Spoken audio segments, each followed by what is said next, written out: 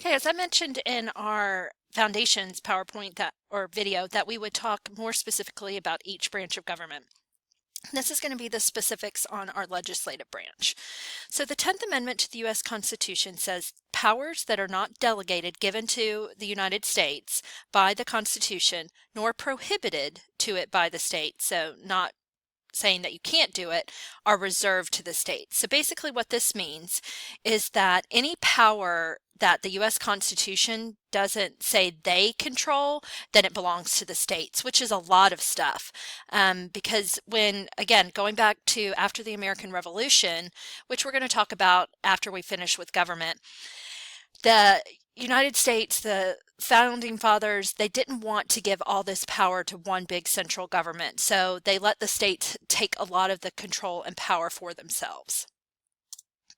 So this is our lawmaking body in Georgia, and it's known as the General Assembly. Again, it's bicameral, which means two houses, and it became that way in 1789 with the House of Representatives and a Senate.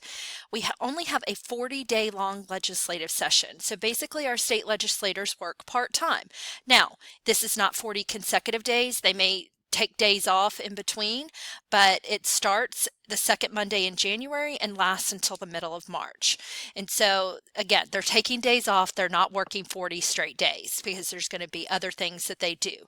Several of these legislators, they own businesses, they're lawyers, they have real jobs the rest of the year. Some of them are even teachers.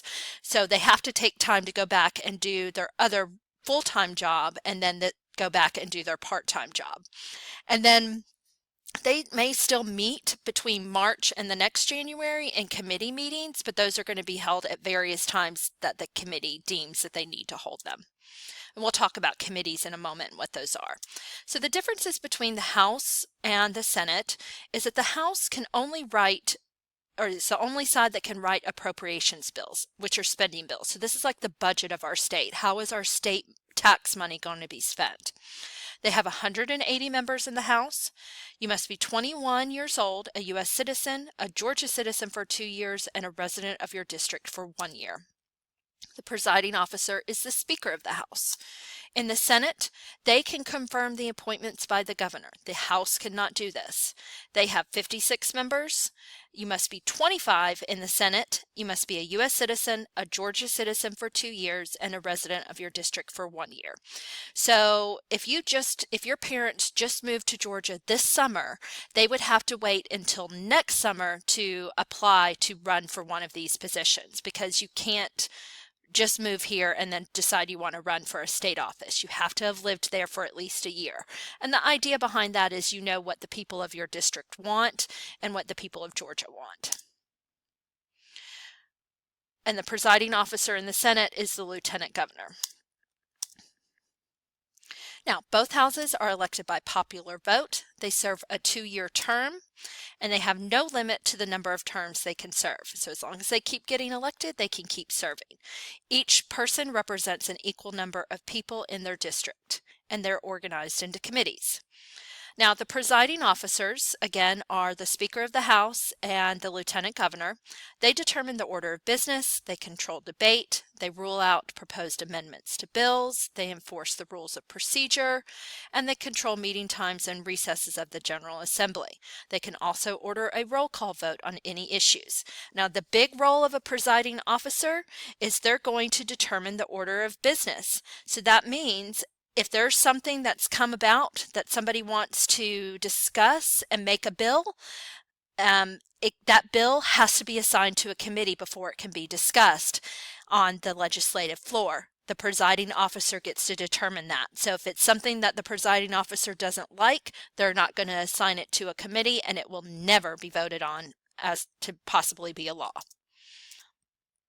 So, committees in Congress are organized into the big committee and sometimes subcommittees to study bills or propose laws. Now, except for appropriations bills, bills may start on either side, House or Senate. There are certain standing committees which are a permanent part of the General Assembly, special committees that are organized for a very specific task, and they last only until the work is done. Members serve on multiple committees. Standing committees include the Ways and Means, which handles bills involving taxes. So that's going to change the taxes in the state of Georgia. Appropriations, they're working on the budget. And again, that's only going to be on the House side where it will start, but there is an appropriations committee in the Senate. So once the House side approves that budget, they send it to the Senate Appropriations Committee. Judiciary Committee, they're going to deal with bills involving our laws and court systems. So anything that's going to impact the laws we have to follow. Now, special committees, they, again, can work on various tasks. Maybe there's a fight about water between Georgia and Tennessee. They're going to work on this in between sessions and talk about it, and then come back with a suggestion to the General Assembly.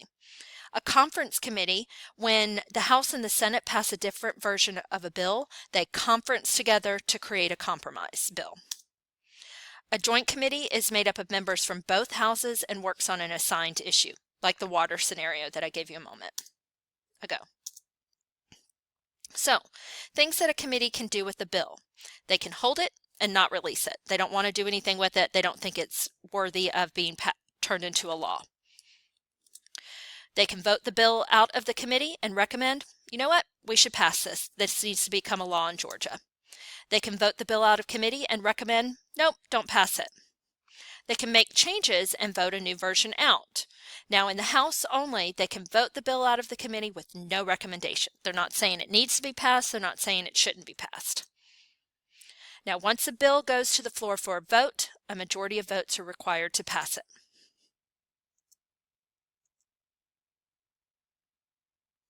I know the last the last video went over a lot of information pretty quickly. Make sure you use your other resources on your ThingLink to understand the legislative process, particularly how a bill becomes a law in Georgia. Some of you are going to be possibly doing some activities that relate to the process of how a bill becomes a law, but you do have a graphic organizer that's posted to the Weebly if you want to use that to help you understand the process. So the first step in the process is a proposal. Anybody can propose a law, a bill. I can approach a member of the Georgia House of Representatives or the Georgia Senate and say, you know what, this needs to be a bill that you propose to the General Assembly. And they're gonna then take my idea and write it in legal language. And it will be given a number such as HB 101 or SB 101, House Bill, Senate Bill. Then it's assigned to a committee. And remember, the presiding officer, this is where they use their biggest power. If the presiding officer, the Speaker of the House, or the Lieutenant Governor don't like the bill, they don't like the proposal, they will not assign it to a committee. And if a bill never gets assigned to a committee, it can never become law. Okay?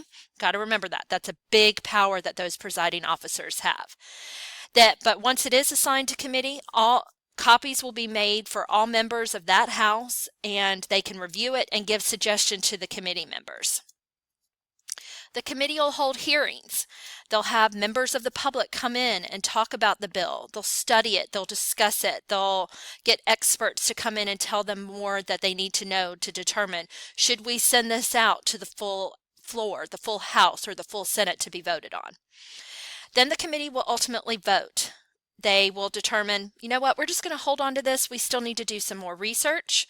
Or, you know what, this is a good bill. This needs to become law. Let's recommend it to be passed. Or they'll say, no, let's not pass it. It's really not worth our time. Or they could change it in some way and then recommend it to be passed. Then either the House or the Senate side will discuss it, debate it, could possibly change it, and then they'll vote on it. And if a majority vote is in favor, it passes to the other side. So if it's sent to the Senate if it started in the House, and it's sent to the House if it started in the Senate. And then it goes to the committee process again on the other side. And they're going to do all the same things, make all the same recommendations that the other side did. So if it started in the House, the Senate's now going to do the same process. And then again, it'll go to a floor vote. And if different versions pass, then they'll have to send it to a conference committee to make a compromise on it.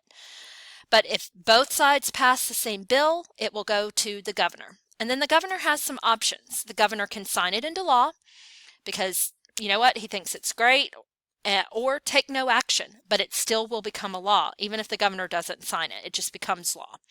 Or they could veto it and say, nope, I don't think this is a law.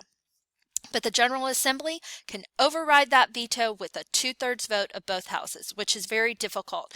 If a bill barely passed, the likelihood of overriding a veto is going to be very slim, because if they could barely get it to the governor's desk to try to become law to begin with, and then he vetoes it, the likelihood of overriding that veto is just very small. It doesn't happen a lot. Okay, now these links are the I'm Just a Bill video that you see here. That is on the Thing link. The others are other videos that if you want to go watch them, you can. I've given you the links, but they're not active here in this video. You can't click on them, and they're not on the Thing link, but you've got the information if you do want to go watch them.